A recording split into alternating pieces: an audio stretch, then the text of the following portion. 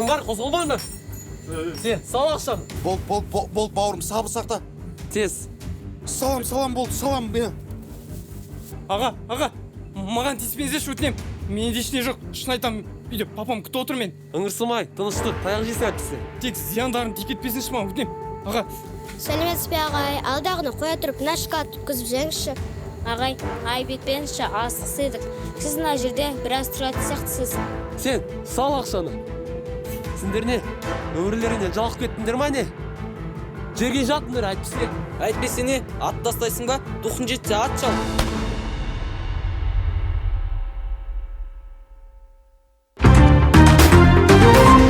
Биылғы жылдың ең үздік еріктілер атағын алған Сұлтан есімді азаматтың тобы болғандығы анықталды. Себебі олар ең үздіктерден құралған және болашақта алар асуларының көптігі, алға қойған мақсаттарының айқындығы оларды биіктерге жетелей беретіндігіне біз сенеміз. Елімізде волонтерлардың саны артып, қоғамның жақсы жаққа қарай өзгеріп жатқандығы қазіргі таңда адамзатты қуантарлық бірден бір жаңалық болып отыр.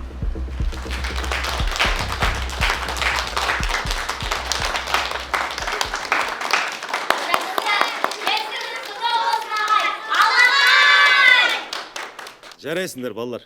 Бұл жетістік шын мәнінде сендердің арқаларың. Мен тек қана сендерге жол көрсетем, бағдар берем деген сияқты. Ал үздіктердің үздігі шын мәнінде сендерсіңдер. Сондықтан да мына кубок сендердікі.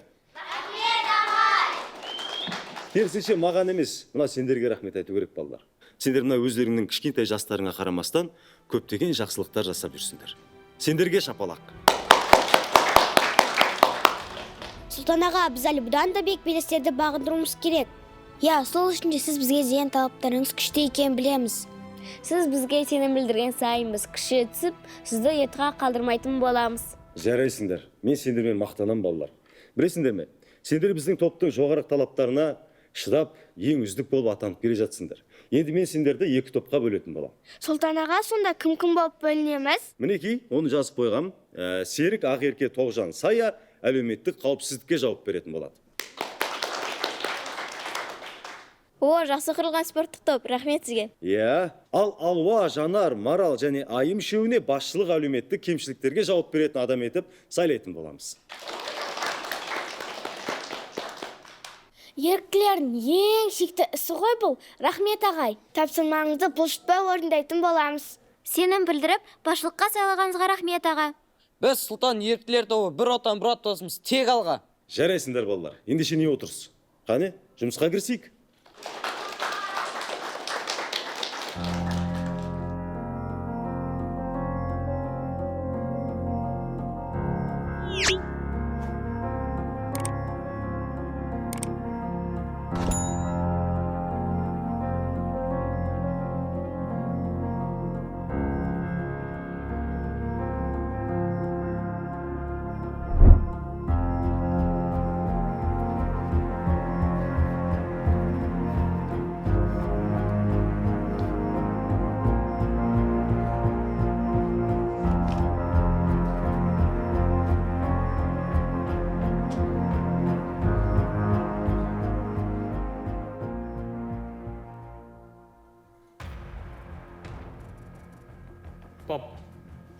Папан қысқасы ақша керек.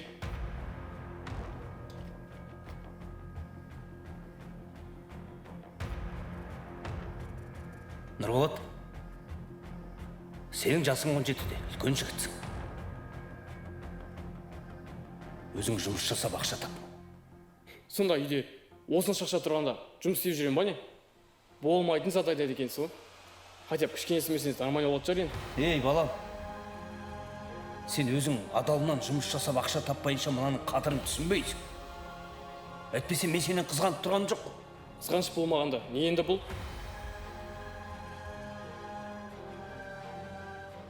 Мен саған ақша бердім осы уақытқа дейін. Ал сен не істедің? Қайда жараттың? Оң солды шаштың, қыдырдың, жүрдің. Соның қадірін білдің бе сен? Ал мынау менің азығым ақыретке. Елге соны не ғұрлым тегін тарып жатса ғой, дұрыс па? Бір пайдасы жоқ қой, бір пайдасы жоқ. Ей, Нұрболат, сен олай артық кетпе.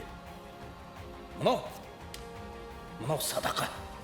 Ал бұл садақаны мұқтаж жандарға беретін болсаң, ертең екі еселеніп қайтады өзіңе. Бұдан бұлай менен ақша сұраушы болма. Ой, жарайды, қойшы. Ылғи айтады, осылықта ғой. Өзім ақтауым. Тап. Тек адалынан болатын болсын. Айырмашылығы не, тапсам болды емес па? Нұрболат! Нұрболат!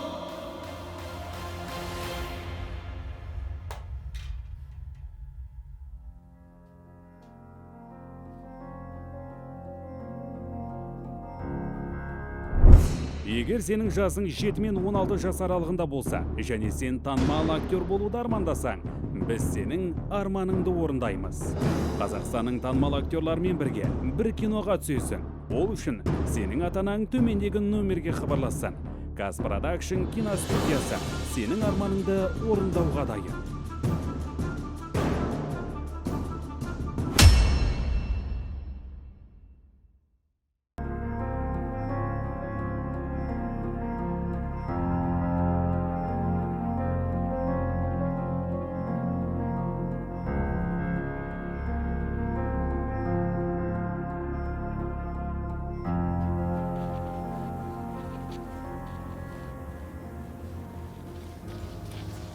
Қалайсың дос?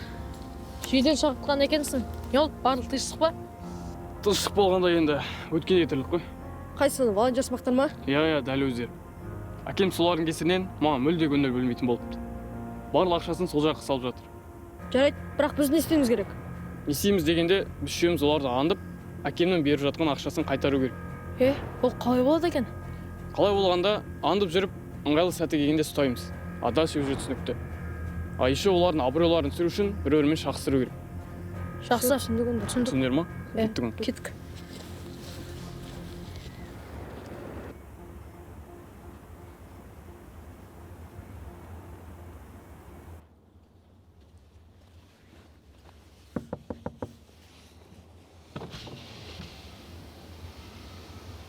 Ассаламағалейкум аға, қалдарыңыз қалай? Уағалейкум ассалам. Біз Сұлтан еріктілер тобының қоғамдық қауіпсіздік волонтерлары боламыз. Иә, сол төкең танимыз. Не жағдай? Бізден сізге қандай да бір көмек қажет емес пе? Көмек дейсіңдер ма? Көмек керек. Қазір анау бір жерден бір алаяқ қашады. Сендер соны үркітіп алмай, ақырын алаңдатып берсеңдер жеткілікті, жарай ма? Қазір суретін жақсылап көріп алыңдар. Көрдіңдер ғой? Құп болады ағасы. Ендеше біз уақыт созбай барып дайындала берейік. Жақсы. Тек байқап жүріңдер, жарай ма? Кетті жүріңдер, қыздар. Тек байқаңдар.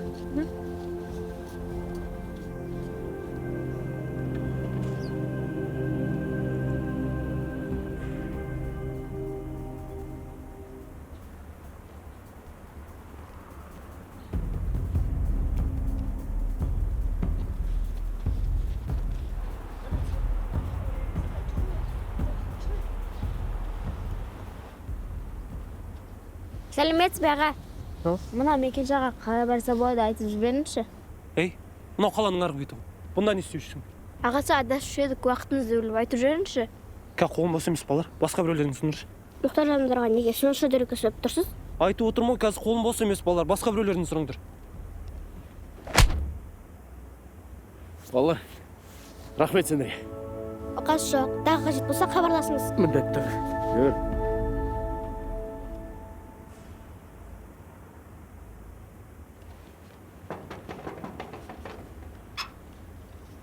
Сәлеметсіз бе? Біз Сұлтан волонтерлар тобының мүшелеріміз. Біз сізге арнап бір айға жеткілікті азық-түлік алып келдік. Біздің топтың атынан берілген сыйлықтарды қабыл алыңыздар. Бұл сіздерге. Рахмет алтындарым, аман болыңдар. Әмина апатай, айтқаныңыз келсін, жақсы. Сау болып тұрыңыз. Сендер де аман есен болыңдар, рахмет құлындарым.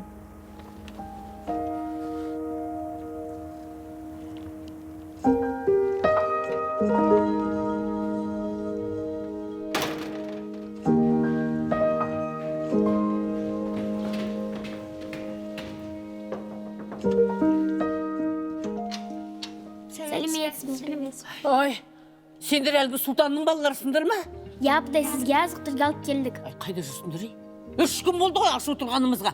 Кешіккенімізге кешірім өтінеміз апатай. Әпетпес, мені да қасына қосып алыңыз. Артық заттың маған керегі жоқ. Босқа бұзылып кетеді. Жақсы онда апатай, келесі кездескенше аман болып тұрыңыз. Жарайды, жақсы, боп. Бара беріңіз. Осы кісіге қашан келсең де жақпайсың. Қызық кісі өзі. Мейлі кеттік.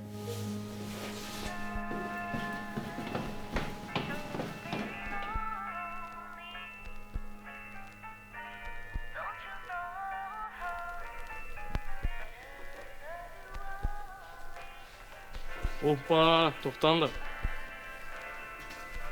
Сендер біреуге бақыт сыйлап, керісінше біреуге зияндарын тиіп жатқанын білесіздер ма?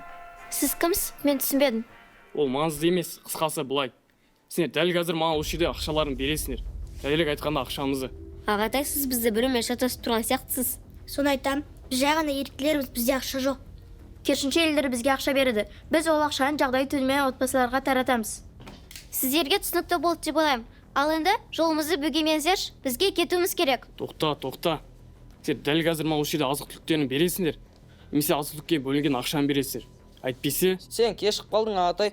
Бізге мекен-жайды жазып бер, ертең үйіңе апарып береміз. Мұқтаж екенбіз деп, сол жерде дөрекелік танытасыз ба балаларға? сендер де мен бейшара көріп тұрсыңдар ма не? Ендеше неге ондай әлімжеттік көрсетіп тұрсыз? Бұл әлімжеттік емес. Сендер онды солды құртып жатқан ақша, ол менікі. Маған тиесілі болу керек. Сіз олай қателеспеңіз. Ол мұқтаж жандарға тиесілі, солардың үлесі. Жақсы, братан, бізге ақылдасу керек. Мұқтаж болып жатсаң хабарлас. Тоқташ, қалай болып кетті өзі? Серік деген сен емес па? Иә, мен атымды қайдан білесіз? Сендерді қаланың барлығы біледі ғой. Естуімше сен тобын өте нашар. Оны кім айтып жүр? Оттай ермесін. Біз сұлтан еріктілер тобы ең үздіктеріміз. Жарайды, ол жағын өздерің көресіңдер. Жақсы, брат, жолдан былай тұршы, бізге ақылдасу керек. Мидашы жердің ғой.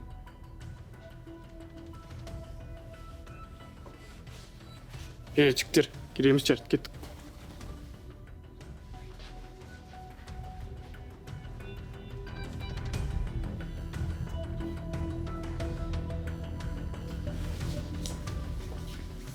Сен жаман психолог екенсің ғой. Айтпа, ештеме алып қалмаса да іштеріне үрікті салып жүргенше. Куманда тасыныр кеттік.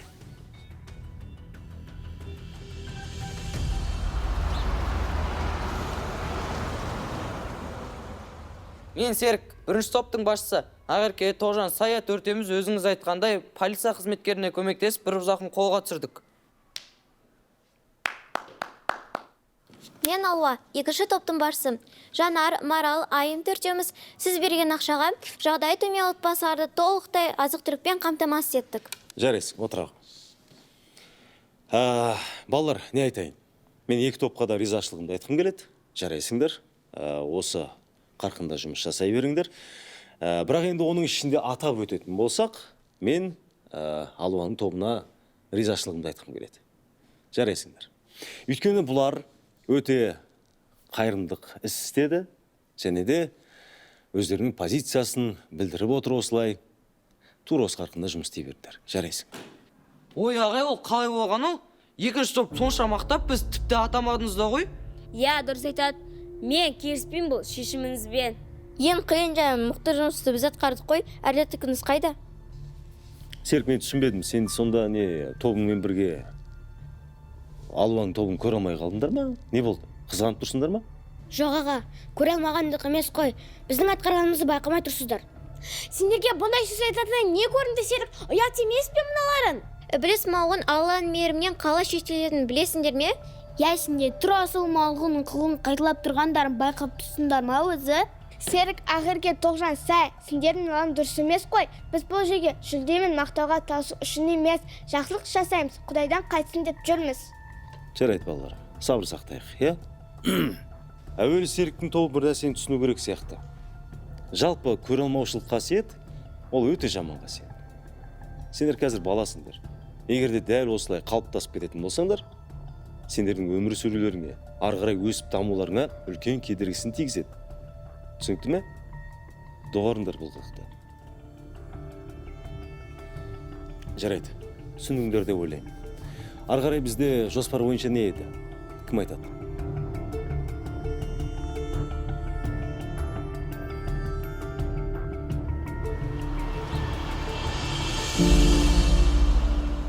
Жоқ, мам, оныкі дұрыс емес қой.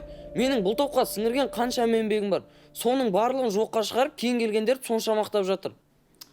Балам, енді Сұлтан ағаң солай десе, демек, жас келген келімсектерді жігерлендіріп алайын деген шығар. Сен енді мақтаудан кендемессің ғой. Бәрібір де түсінбедім мен оны. Әлде жақтырмай ма? Кейін кездері көз қарасы өзгеріп жүр. Балам, қалай десек те сенікі дұрыс емес. Әр ісіңді ойланып, бәрін толғанып, жақсылап істе. Сонда ұтылмайсың. Ой, қойшы, мам, сізде бір өмір мен жақтай салмайсыз ғой осы.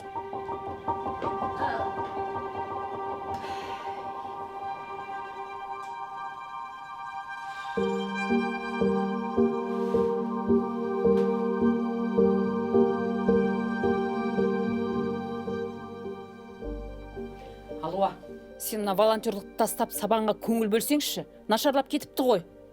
Қашанға жүресің сен осындай тегін жерде, ол саған нан табатын жұмыс емес. Жоқ, мам, бұл жұмысты мен жаным қалайды. Бүгін ғана бір топтың басшысы болдым.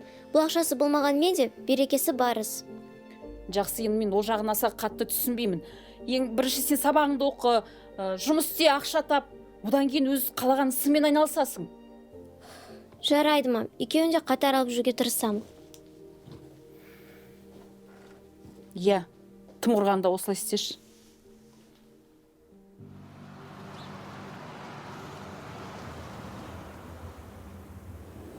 Жанар, айым, мекен жай дұрыстап жазып жатсыңдар ғой, иә? Әрине барлығы жегде айтылға жеткізіліп тұр, уайымдама.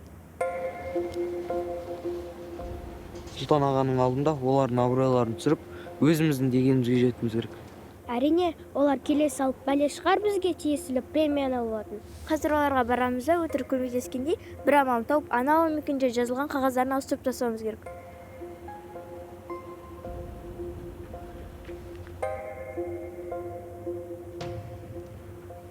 Сәлем. Азық түлік реттеп жатсыңдар ма? Беріңдер, көмектесіп жіберейік. Сендерге не болды? Кеше ғана бізді жақтырмай тұрған едіңдер ғой. Біз сендерге көмек көрсетіп жүруге келіп тұрмыз ғой. Не болса шу жақтырмай? Марал, сенің сөзің дұрыс емес. Кешін оларда қандай болса да біздің достарымыз ғой. Келгендерің жақсы болды. Сендердің мазаттарды қарай тұрыңдар. Іште тағы бар. Иә, айым, әрине. Алаңдама, жұмыстарын жасай беріңдер, қарай тұрамыз ғой. Қыздар, жүріңдер, іште қалған заттарды алып келейік.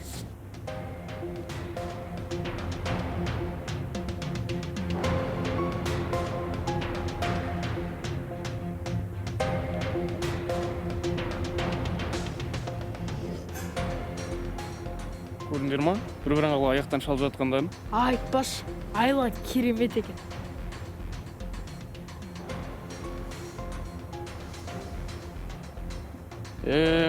Шайтан малғын өзімді азып жібереді екен, я?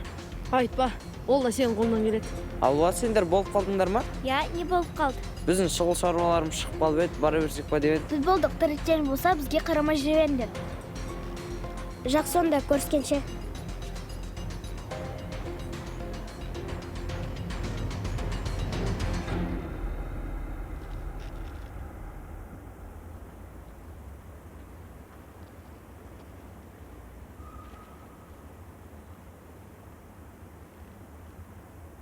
Масқара, найды жағдай жоқтап тұра ма сонда? Қателесіп келген жоқпыз ба? Қателескен жоқпыз, осы мекен жайды тердім ғой картаға. Енді не болса да есігін қақып көрейік те, қыздар.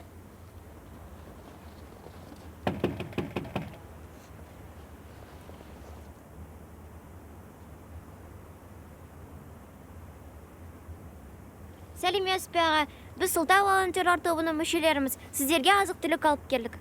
Сәлеметсіңдер ме? Немене мен бейшара көріп тұрсыңдар ма? Сұлтан не құтырайын деген ба? Алып кетіңдер мына заттарыңды. Қазір мен оған көрсетемін. Кетіңдер бар. Бессіңдерді ма?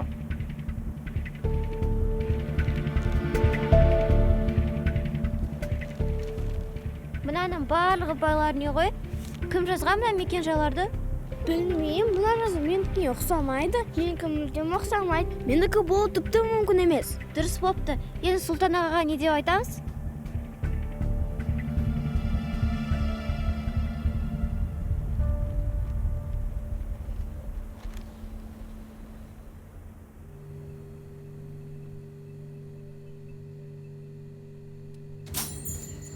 Кім бар, қозғалмаңды.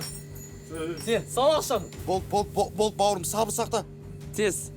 Салам болды, салам. Аға, маған тиіспеңіздерші өтінем. Менде ештеңе жоқ, шын айтам, үйде папам күтіп отыр мен. Ыңырсымай, тыныштық, таяқ жейсің әйтпесе. Тек зияндарын тиіп кетпесінші маған өтінем. Аға. сәлеметсіз бе ағай, алдағыны қоя тұрып мына шоколад өткізіп жеңізші. Ағай, айып етпеңізші, асықсыз едік. Сіз мына жерде біраз тұратын сияқтысыз. Сен сал ақшаны. Сендер не? Өмірлеріне жалқып кеттіңдер ма не? Жерге жатыңдар әйтпесе. Әйтпесе не, ат тастайсың ба? Дұқын жетсе ат шал.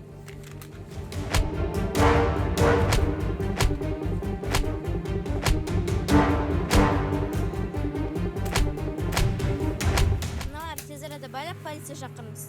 Жақсы, сау болсын.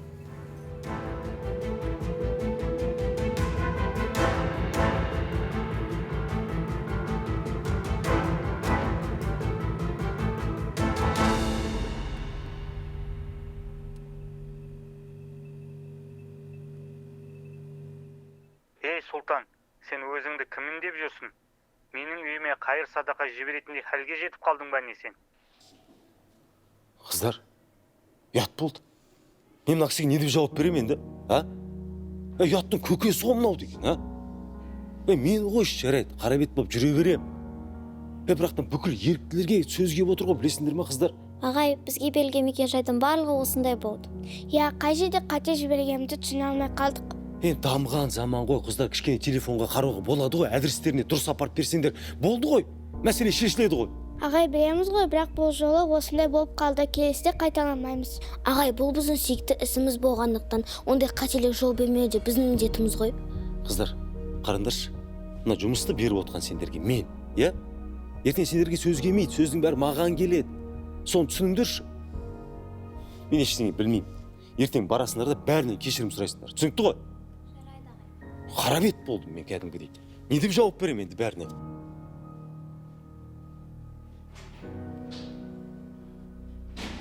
Қыздар, енді бұлымыз ұят болды.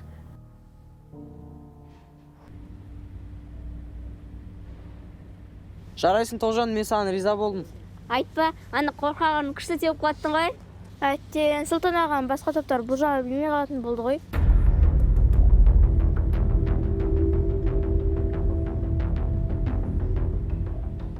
Қараңдар, анадан бір нәрсе ұрысып кетті. Тыныш тоқтаңдар. Мына жерге жасырын тұрайық. Кетіп қалған соң көреміз.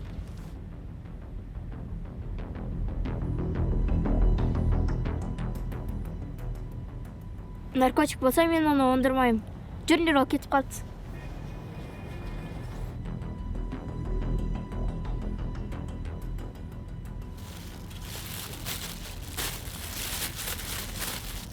О, мынауың ақша ғой. Кеттік төртеуміз теңдей бөліп алайық. Я, кеттік.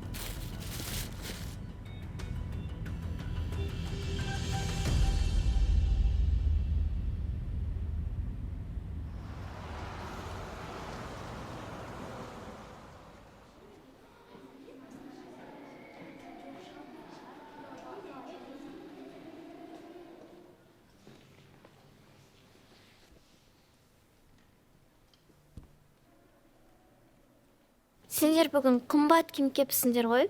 Қолдарындағы iPhone 15-ті қарасаңдаршы. Не болса жатандан көре алмай тұрсыңдар ма? Тоғжан, бізден сендер үшін қуанбасақ қызғанбаймыз ғой енді. Қайдам сол жаттан қалып, көзден жайнап кетті ғой. Ақырке Тоғжан, сендер ола қате түсінбеңдерші. Соны айтам, неге сендер соңғы кезде осында жаман ойлы болып кеткенсіңдер? Бізде барлығы дұрыс, сендер де жаман ойлы қылмаңдар. Біз бұл заттарды адал ақшамен таптық.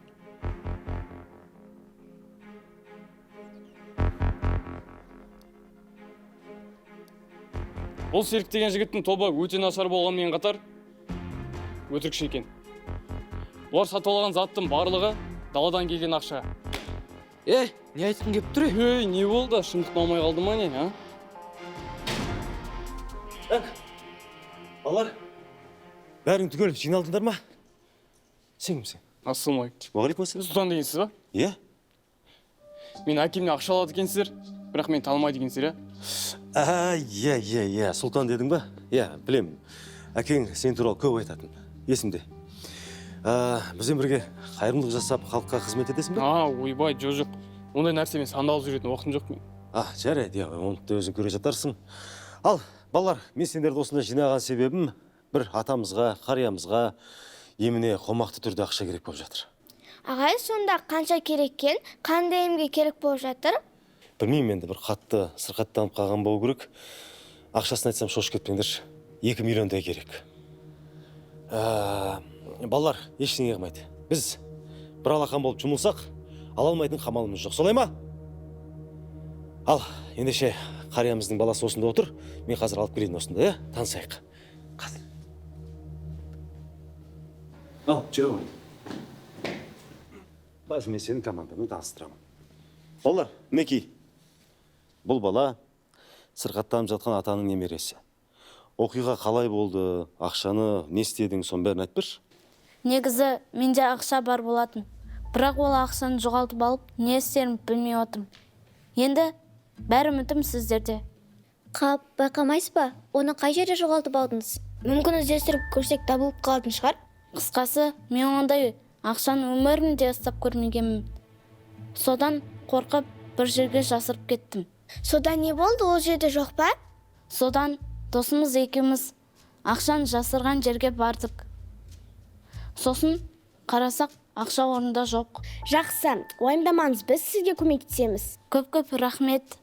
Құдайдан қайтсын. Сен уайымдама. Бәрі жақсы болады, жарай ма? Атаң да емделеді. Сен былай істе, үйіңе бара бер. Мен командамен кішкене отырып сөйлесіп, ақылдасып алайын. Жарай ма? Барайық.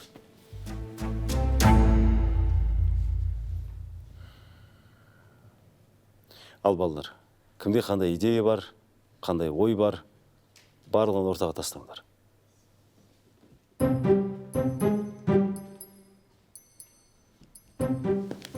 Ал, не айтасыңдар? Мен ойымша, бізге бір жақсы демеуші табу керек сияқты. Оған бір жомарт адам болмаса, біздің байлардың бәрі сараң ғой. Дұрыс айтасыңдар, адамдар қалтасынан шыққан ақшадан пайда түспейтін болса бермейді ғой. Сауап дегенді қазір ешкім түсінбейді. Алла айтқандай жасайық. Сұлтан аға, мен ақшаны кім алғанын білемін. Кім алыпты? Серік, соның командасы. Айтсайшы. Аға, біз кінәліміз, бізді кешіріңіздер. Ағай, әлгі ақша сұрап келген арамның ақшасын біз тауып алған болатынбыз. Ол жақсы ғой. Бірақ біз жолдан тайып қызығушылықпен ол ақшаны теңдей төртке бөліп жаратып тастадық. Кешіріңіздерші. Кешіріңізші. Сендер қандай адамға айналып барасыңдар, Серік? Мен түсінбедім. Біреудің ақшасын жаратуға қандай ақылларың бар? Басқа біреу болса, бір жөн екен. Сендер деген волонтерлар емессіңдер ме? Ятай. Сендерге айтар сөз қалмады. Серік, Ақерке, Тоғжан, Сая, қатты өзгеріп кетіпсіңдер. Жарайды, қыздар, сабыр. Бұларға біз қайта рахмет айтуымыз керек. Білесіңдер ме неге? Өйткені бар шындықтарын айтып тұр. Мойындап тұр қателіктерін. Солай емес пе? Ендеше бір мүмкіндік бергеніміз дұрыс шығар. Енді менде мынандай идея. Әр қайсымыз үйімізден 200 мың теңгеден алып шығатын болсақ, емнің ақшасы шығады екен. Басқаларын қалай қарайсыңдар? Тоқта, бізде сумманы жағдай көтере алмайтын отбасылар да бар ғой? Дұрыс айтады. Әртүрлі отбасы бар. Әркімнің жағдайы әртүрлі. Ендеше былай істейік. Кім қанша ақша алып келе алады, сонша ақша алып келсін. Келістік қой. Базар жоқ. Сен барлығын бір адам үшін теріп жатыр ма не? Сен осы жерден қоясаш? Жоқ, керісінше. Қолыңнан келсе бізге көмектес. Сол кезде түсінуіңе себеп болар еді. Жарайды. Үй керісіп отырғаннан ештеңе шықпайды. Дәл қазір үйлеріңе қайтыңдар. Ертең базада көрсеміз. Барыңдар.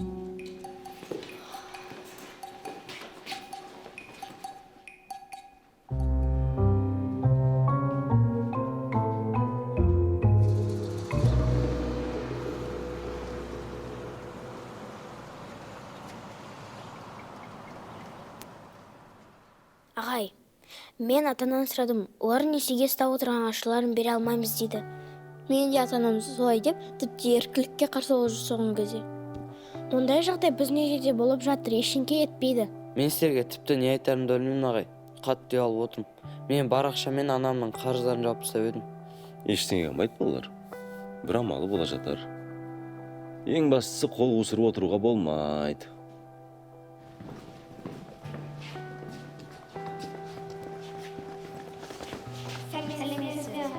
Қалайсыңдар? Не істеп тұрсыңдар? Кел, отырыңдар. сіздерге кішігірім қуанышты жаңалығымыз бар. Керемет, айтыңдар. Мен өтен 160 мың теңге алып келдім, бары сол екен. Маған 70 мың теңге ғана берді. Менде 300 мың теңге бар, копилкаға жинағаным бар, қалған әкемнен алдым. Мен 120 мың теңге алып келдім, бары сол болып тұр. Так. Ендеше менде 200 мың теңге бар. Сендердің алып келген ақшаларын қосатын болсақ, 850 мың болады екен, е? Енді арғы жағында бізге 1.150 мың керек. Ендеше өнер барлар ертең Арбатқа барып, халықтан көмек сұрайық. Кімге қандай аспап керек, соны алып барсын. Так. Я, Серік, сен былай қыл. Жанына Жанар мен Тоғжанды алып ал, бір тапсырма берем сендерге. Соны орындап келіңдер, жарай ма? Ал қалғанымыз не істейтінімізді ойланайық. Керекті сома 1.150. Не істесек екен, а?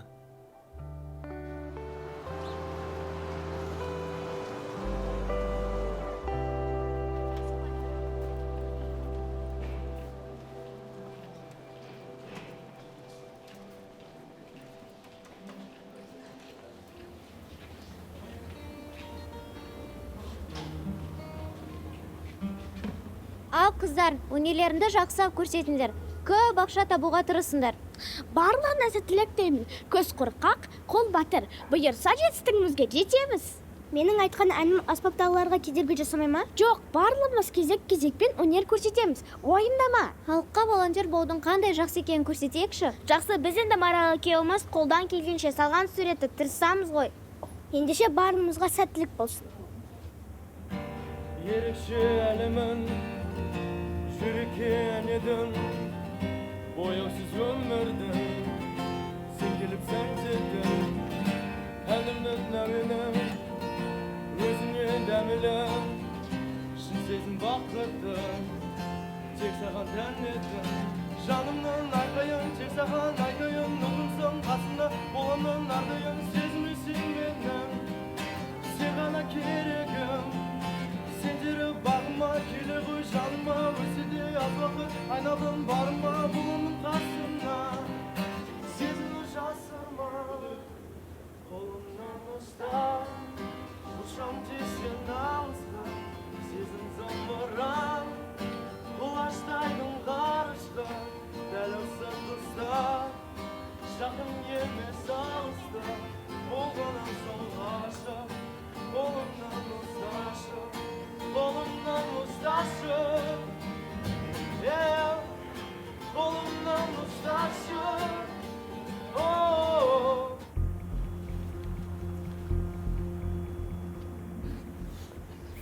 Достар, Нұрболат келіп оларға көмектеспегенде біз оларды құрықтай алмас едік. Мен сендердің жұмыстарына риза болдым. Өткенде дүкенде де адам ойына келмейтін зат істедіңдер. Сонда волонтер деген осы ма? Нұрболат, біз волонтерлік қоғамдық қауіпсіздік бөліміне жатамыз. Ал қалған балалар қайда? Олар Арбатта, қазір ол жаққа барып қайтамыз. жігіттер, қыздар, сендерге қылмыскерді ұстауға көмектескендерің үшін көптен көп рахмет айтамын. Және біздің мекеменің атынан, мемлекеттің атынан сендерге арнайы қомақты сыйлықтар болады. Ол сыйақының қашан берілетінін білуге болады ма? Бізге сол маңызды болып тұрады. Қаласаңдар, бүгін алып кетсеңдер болады. Ол қандай? Заттай ма, әлде ақшалай ма? Заттай болса аспай алайын жібегеміз ғой. Ақшалай сыйлық әрине, бірақ біз оны арнайы марапаттап тұрып беруіміз қажет. Бізге оны қазір бере аласыз ба? Себебі біз бір қарияның еміне ақша жеткізе алмай жатыр едік. Әрине болады, жүріңдер.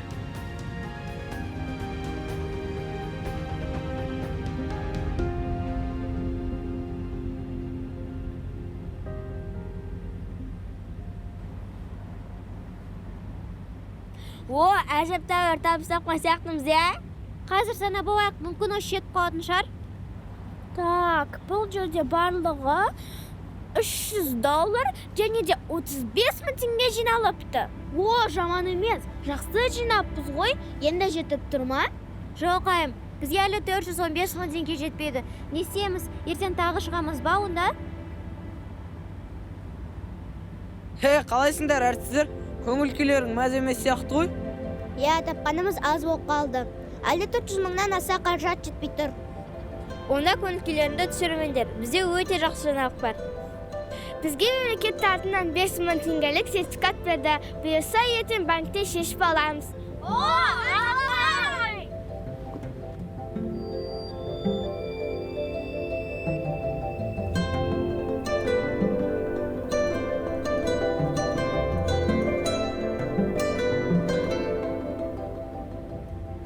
Осы сала адамға осынша эмоция сыйлайтынын мен білмеппін. Қызық екен, маған ұнап жатыр. Бұлар өте жас болса да, маған қарағанда әжептәуір ақылдар бар екен. Соны енді түсініп жатыр ма? Эмоцияның көкесін ертең көресің, брат. Бұл жай ғой, нағыз жүректің тебіренер сәті ол мұқтаж жанның риясыз қуанған уақытында болады.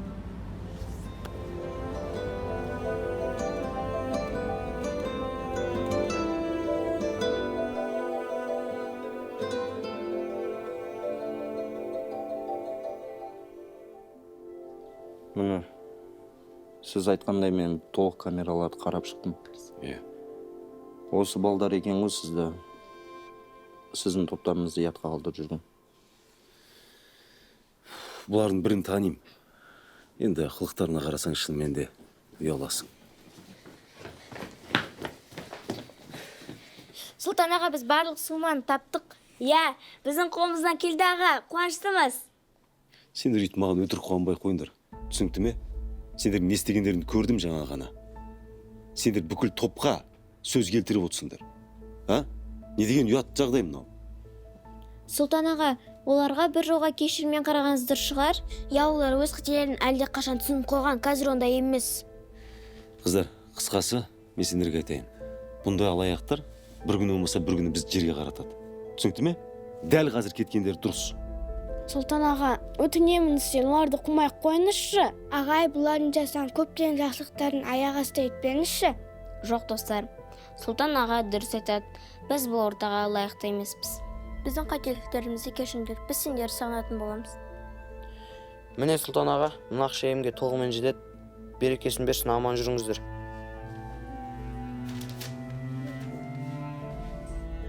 Істеріңе сәттілік болсын. Біздікі өте орынсыз болды. Сау болыңдар.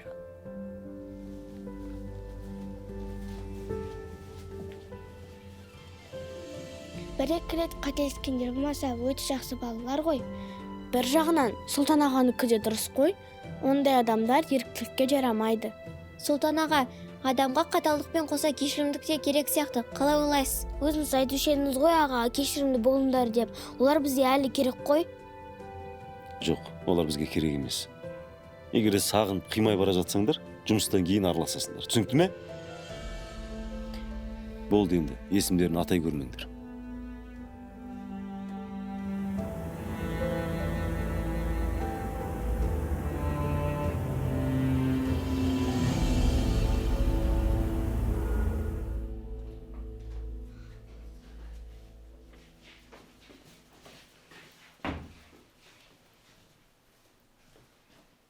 Қыздар, біз кешіріп қалған сияқтымыз. Енді ары беріп көп жыл уақыт жоғалтып алдық қой. Қайран қағаздар-ай, осының тапшылығы талай адамды көрге алып кетті-ау. Айтпаш, бұл нәрсе адам өмірінде қымбат болып тұр ғой қазір. Ақырғы заманда адамдар мейірімен қау уақытта ақшаға сататын деген осы екен ғой. Әттен өкінішті, жүріңдер енді сыртқа шығып Сұлтан ағаны күтейік.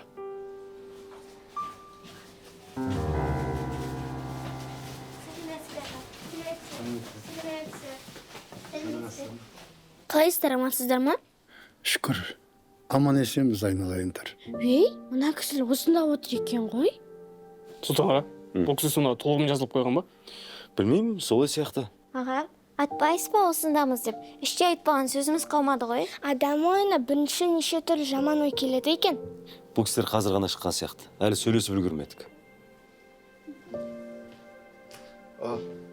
Армысыздар, қалайсыздар? Ақсақал, денсаулығыңыз қалай болды? Аман. Менің атым Шыңғыс, мен жеке кәсіпкермін.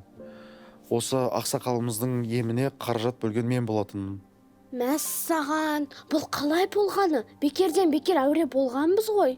Онда осы жиналған ақшаны сіз алыңыз. Жоқ, балалар, олың сендерге сыйлық. Қайтармай қойсаңдар болады. Сендер дұрыс түсінбегенсіңдер. Айтпақшы, сендердің тағы бір 4 балаларың бар еді ғой. Тоғжан, Сая, Ақерке, Исерік. Олар қайда? Олар өздерінің қателіктерінің себебінен топтан шығып кеткен. Өкінішті. Негіз балалар, мен қаражатты сол балалардың батырлық үшін берген болатынмын. Кеше ғана тағы бір сынақтан керемет өтіп, тағы да қаржылай сыйлық алды менен. Шын ба? Иә. Біз ол ақшаны қарияны еміне деп қостық қой. Иә. Әй, сен Нұрболат емессің бе? Иә, Нұрболатпын ғой. Анау әлгі біз оқыған бірге ұстап едік қой. Иә. Жарайсыңдар балалар. Сұлтан мырза, менде бір өтініш бар еді сізге. Сол балаларды шақырып бір сөйлесе аламыз ба? Жақсы, қазір.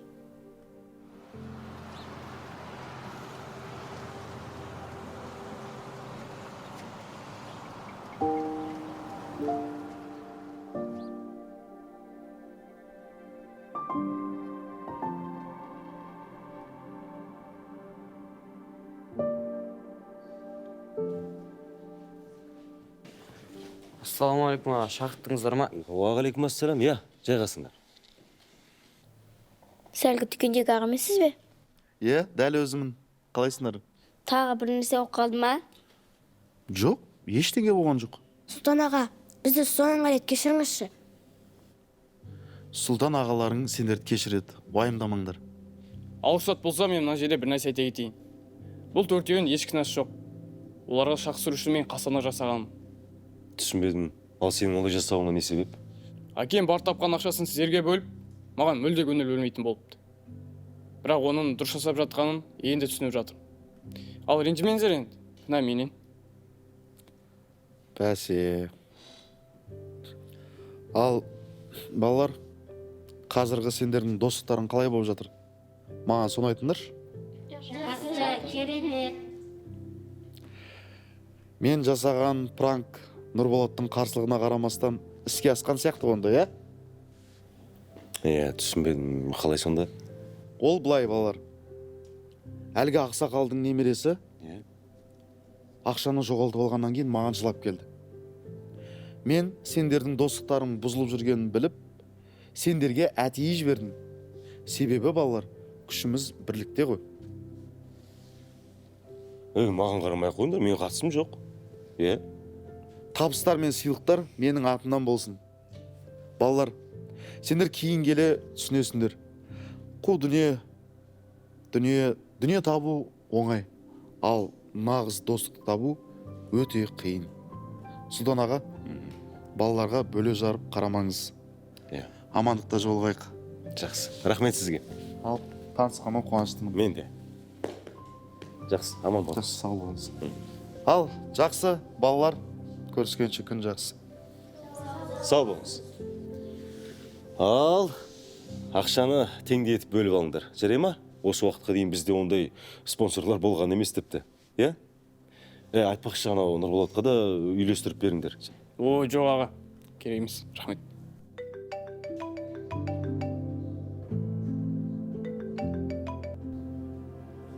Алло?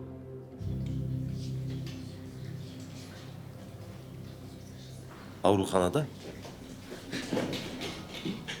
Не болып қалды? Жақсы. Қазір жетем.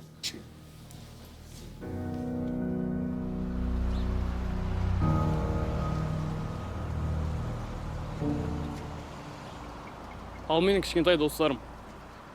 Сендер Сұлтан ағаның әйелін ауыратын барлығын білесіңдер. Ал енді біз ақылдаса келе, өзімізде қалған ақшаның басын қайта біріктіріп сол кісіні емдесе дейміз. Басқалары не айтасыңдар? Не айтамыз? Әрине емдетейік. Бұл деген жақсы шешім емес пе, достар? Ойымыз бір жерден шығып тұр екен. Волонтерлық мен жаныма жағып барады. Мына табылған ақыл, соғылым текке жаратылып кететін еді ол ақша. Мен Сұлтан ағаның жомарттығына қатты қайран қалдым. Өз отбасына қажет болып жатқан ақшаны басқа еміне беріп, бәріне қолынан келе бермейді ғой. Сұлтан ағаны ығыз үлгі алар адам ғой, өзіне қажет болса да қаншама адамға көмек беріп жатыр. Өте дұрыс шешім қабылдапсыңдар, сендерге ризамын. Біз міндетті түрде қосыламыз. Бұған Сұлтан аға не айтар екен, келіспей қоятын шығар. Былай істейік, ол кісіге ештеңе айтпаймыз. Жасырын жасайық, тосынсый болсын. Ол кісі біраз адамды қуантып жүрген адам. Біз де ол кісіден бір қуантайық. Нұрболат, сен шынында да қатты өзгеріп кетсің. Мен сені көріп қуанып тұрмын. Айтпаш бауырым, мен өз-өзіме сене алар емеспін.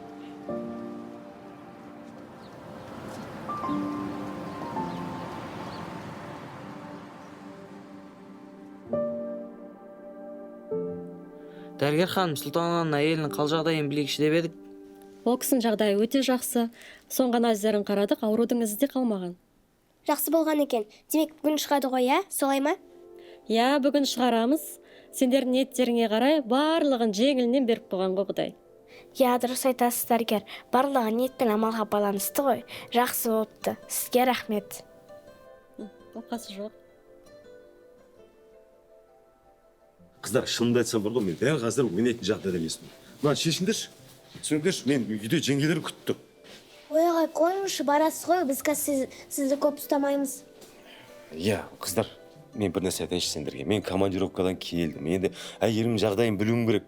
Сұлтан аға, болды енді, қазір 3-4 секунд, сосын сізді босатамыз. Болды. Дайын болсақ, бастаймыз. 3, 2, 1.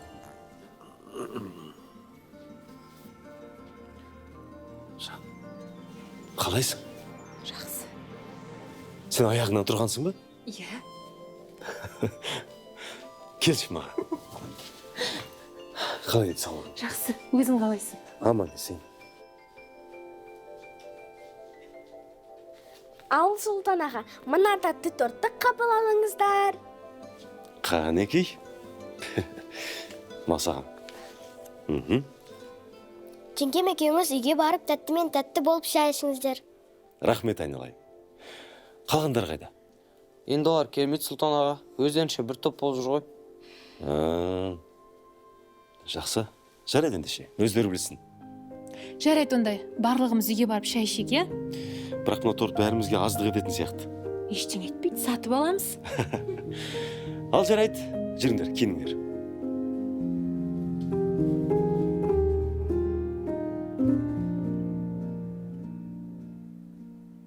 Ал балалар, жүріңдер. Дастарханға отырып. Өмірге қайта келіп, тәтей басқан құтты болсын, жеңше. Рахмет, жандарым. Ей, сен бұл балаларды келмейді деп едің ғой. Енді келмейді деп аурухана әйелмендігін айттым ғой. Өздері үйде бір топ болып жүргендігін айттым. Сен мен әзілді сен дедің бе? Жарайды. Ал дастарханға отырыңыздар. Ал жеңеше, өз үйіңізді өз аяғыңызбен айлап шығыңыз. Барлығыңыз қош келдіңіздер.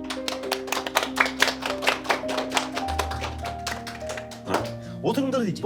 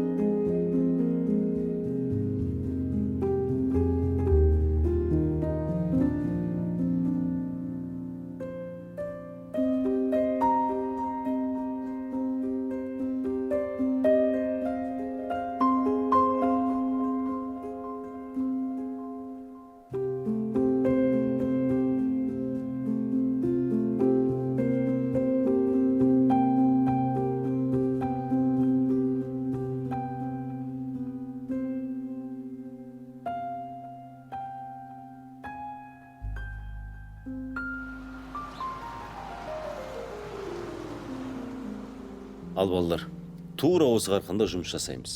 Түсінікті ғой? Жақсылық жасаудан ешқашан шаршамаңдар. Ал дәл қазір мен Нұрболатты ортаға шақырғым келеді. Кел оған. Ал Нұрболат батыр, бүгінгі күннен бастап мына кресло сенікі. Жайғас.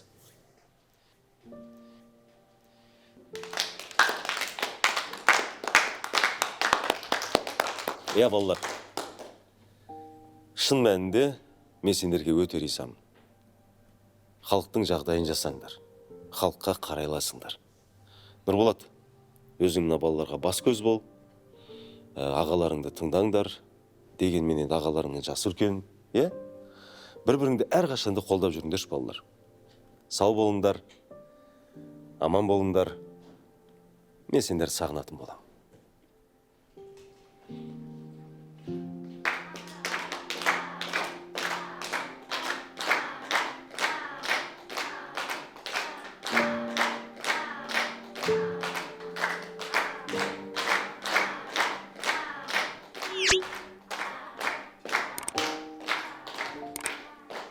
волонтерлық дегеніміз халықтың жағдайын жеңілдету.